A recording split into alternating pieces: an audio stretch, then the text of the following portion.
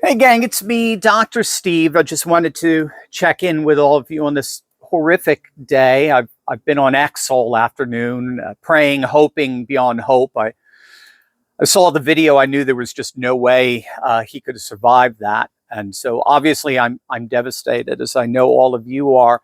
I didn't personally know Charlie. I never met him. I run around a lot of the same circles of people who were very close to him and knew him very well, and we're supposed to do some events together this year, so I was really excited to get to know him and hang out with him. But just because we didn't know him personally doesn't mean we didn't know him in a very special and meaningful and precious way. Charlie changed more lives than he could have ever imagined. I mean, you'll see the thousands upon thousands of testimonies of people whose lives have never been the same since they encountered him. Again, either personally or just online or through his work at Turning Point. Young people in particular, college students, they loved Charlie. They loved the way he engaged with ideas, how respectful and confident he was, cordial, passionate, logical, how insightful, deep and profound. So his short 31 years of life made an impact that multiple long lifetimes couldn't even come close to matching. Now, it's going to take time for me to put all of this together and see how things develop here. But I do have some initial thoughts from today. I think today, September 10th, is the new J13.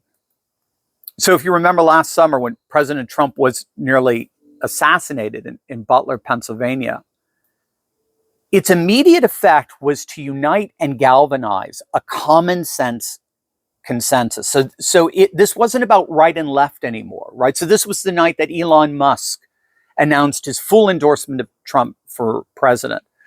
This was the night that the entire Republican Party galvanized around Trump like never before. Even never Trumpers openly declared their support of him that night. Bobby Kennedy has often noted that that was the night he knew he was going to join forces with MAGA. And by the way, he's a good friend of Charlie's.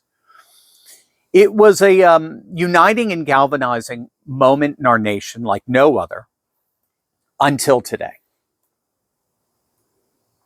What happened today, I believe, was not merely a unifying, galvanizing moment where we are seeing many on the center left, the more moderate left, suddenly realize they're in a political party that's been taken over by complete lunatics, which I'll talk about in a moment. I'm not being even remotely hyperbolic or rhetorical. There's studies show that the left is in fact inundated with psychopaths. But it's not just the galvanizing and the uniting of the new common sense consensus that was utterly horrified by what happened today. There's something that happened today that did not quite fully happen in Butler. I think we just witnessed a radicalizing moment. We witnessed a moment that forever killed the moderate Republican, the rhino neocon, let's all get along, let's come to some bipartisan consensus, Republican. That Republican is gone. That Republican died today. If the moderate Republican didn't die after seeing that surveillance video of Irina Zarutska getting stabbed to death on that Charlotte subway, I can assure you today did it. Today most certainly finished the job. Today, I think will make J13 look like a picnic in terms of the way it galvanized a massive common sense consensus led by a radicalized Republican core that recognizes that something despicable has happened to the Democrats and the legacy media, something that is irredeemable. Charlie was very close to Don Trump Jr. He was very close to Stephen Miller, very close to a number of people inside the Trump administration. I mentioned Bobby Kennedy and President Trump himself. There is a very real sense that something is happening here. The combination of what happened to both Charlie and Irina makes today the turning point in our nation. And you may have seen already the left-wing lunatics that occupy the rhetorical sewer that comprises MSNBC. They're freaking out that President Trump is going to use what happened today to drop the hammer on the political left like never before, in a way from which they will never recover. We most certainly hope. But I am getting a sense that something is afoot here, that there is a very real recognition among the Trump administration that the Democrat Party is no longer a viable political expression. They've crossed a line where we're not dealing with politics anymore. And if we're not dealing with politics, then politics is not going to solve this. So this is what I mean about the death of the moderate Republican.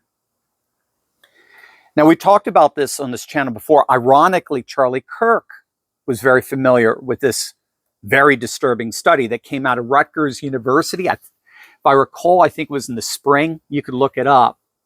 There were a number of reports on it, but Rutgers University released the results of a survey they did on the percentage of the population that supports political violence, particularly assassination. And the scholars at Rutgers were openly shocked by the results. They found that 55% of left-leaning respondents said it would be at least somewhat justifiable to assassinate President Trump. And keep in mind, that was after 2 assassination attempts. 55%, a majority. That's not politics anymore. And so this Rutgers study came up with a term to describe this growing sentiment of accepting and even advocating political violence on the left, and they called it assassination culture. In other words, they found that there was a growing acceptance of using lethal violence in our politics today, particularly among the liberal left. Now, there are all kinds of reasons for that, but I want to leave you with one that I think is especially apropos for today. I was actually just talking about this with our Courageous Patriots Club. We have a private membership, and I do a special video for them each week. It's exclusive to them. I don't post it on YouTube. And this week's involves some thoughts I had about the murder of Irina Zarutska. And I think what I shared in that video is equally applicable here. So if I may, there was some fascinating work done by the Polish psychologist Andrzej Lobachevsky. We've talked about him before on this channel here or there. Andrzej Lobachevsky, you can look him up.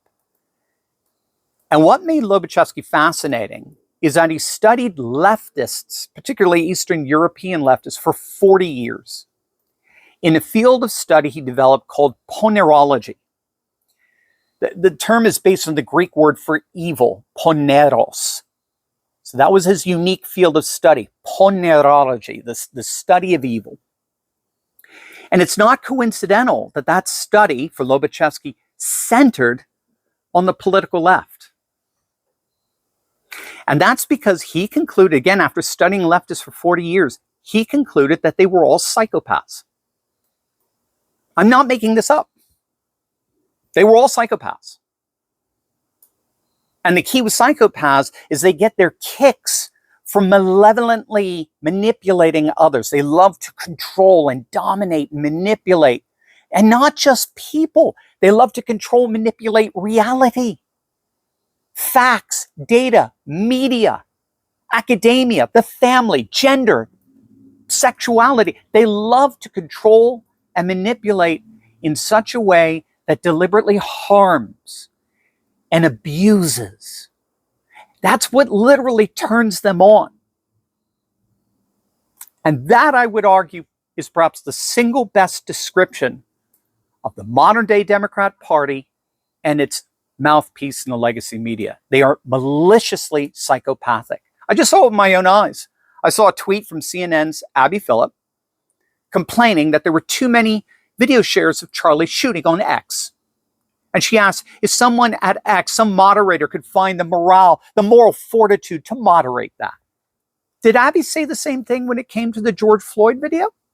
You know, the video that CNN was playing 24/7? It's very simple. We're not dealing with politics anymore. And if we're not dealing with politics, there is no political solution. So we're all going to have to see what ultimately comes out of this. Again, word on the street is President Trump and his administration see it very much the same way as I'm describing. For us, this isn't political, obviously. For us, it's personal. Charlie was a loving husband, a loving father, and an influencer to tens of millions. We'll keep his memory going by rededicating all of our lives to loving and defending all that is good in this world, all that is true and beautiful. That was his legacy. And that legacy will indeed live forever. God bless.